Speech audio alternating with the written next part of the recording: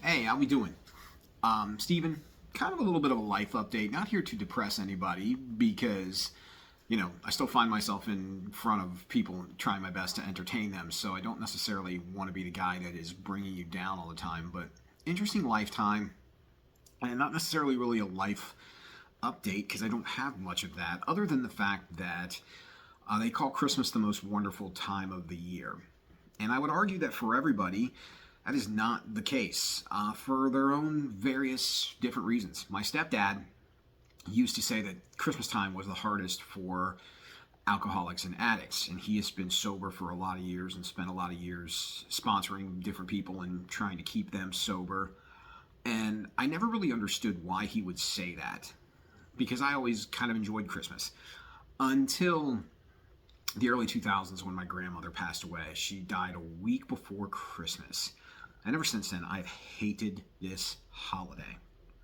And not because I remember all these great Christmases with my grandmother, but it was just this time of year was the reminder of losing someone close to me.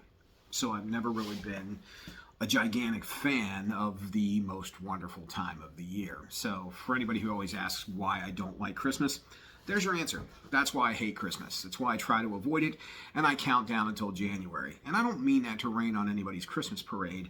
That's just me. That's what's in my head. It's how I am. So there are a few Christmases that, I've kind of learned to realize that while certain pains never go away, I think you do find ways to mask that pain, and other things kind of come into play, and that pain kind of becomes back of mind. And I can remember a few Christmases that I truly, really loved. 2008 was good. 2012, one of my favorite Christmases for a couple of different reasons, just because it was probably the most basic, simple Christmas that I can remember having. And it was just two of us, but it was very meaningful. And then 2020 was kind of an interesting Christmas. It was the pandemic Christmas, but it was just for whatever reason, that Christmas was kind of good. But then, so you put other things behind. But what happens now is when your life changes and the things that you use to necessarily mask other things, when they go away, all that stuff comes rushing back. And, for me this time of year, it's not my favorite. And I kind of understand what my stepdad has always talked about.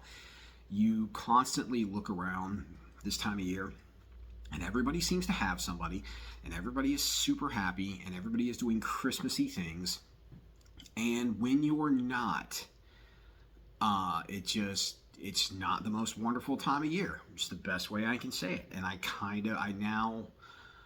learned this for real in 2016, and this year the point has been hammered home. I understand why alcoholics and addicts have such a tough time around the holiday season, because it's just very difficult and painful to look and see happy people when you're not.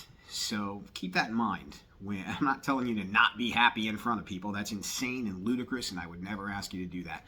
But keep that in mind while you're enjoying your happiness. There's probably somebody that that's not happy at all, that's not enjoying theirs. And, I, in the last couple of months, have had to do a lot of soul searching, looking inside, trying to figure things out. And I still don't have the answers, still don't know what I'm doing, what I want to do, and all that kind of stuff. But I do know I've spent in a couple of aspects of my life things that I thought were the truth were not the truth, and maybe they were a different kind of truth that I didn't see. But either way, it's just that whole experience is now lessened for me, and that makes it tough, especially during the holidays. And I realized in the one thing that I've always hated, and it's weird coming from someone who is a liar, I hate being lied to. And I feel like over the last 3-4 months, in a couple of aspects, straight up lied to. Especially when you ask certain questions every week and you get a certain answer, and then when you find out that that answer wasn't really true, it just pisses you off. and puts you in a negative place. And I don't know how to get by that yet. I'm still kind of working through that and trying to figure that out. So I don't know. So I guess I'm a work in progress, more so now than I probably ever have been. And by now I thought I would have figured a bunch of stuff out, and I don't. And I realize that you kind of get trapped in your own self. I looked down this morning at a thing of toothpaste that's almost empty, and I realized that I've been buying that toothpaste probably for the last 10 years only because someone else bought that brand of toothpaste, and I felt like me buying that toothpaste made me closer to them, because prior to meeting them I would have never bought that brand of toothpaste or used that brand of toothpaste. It's weird how that kind of works out. And then you see things that you got and you look at it, and Facebook's great at showing you memories that you kind of look at as a little more tainted than they used to be. So I don't know. It's just a weird time of year, and for me and probably others, not the most wonderful time of year. And that's not for me to ask for pity or sympathy or anything like that. It's just to keep that in mind, that there are a lot of people out there that, even though the lights are hung on houses and it's bright and it's cheery, there are people out there that are anything but. So whatever you do, say a prayer for those people, and maybe think about them or someone like them over the course of the holiday season. So while you're having the most wonderful time of the year, maybe a positive thought will help put them in a better place. You never know.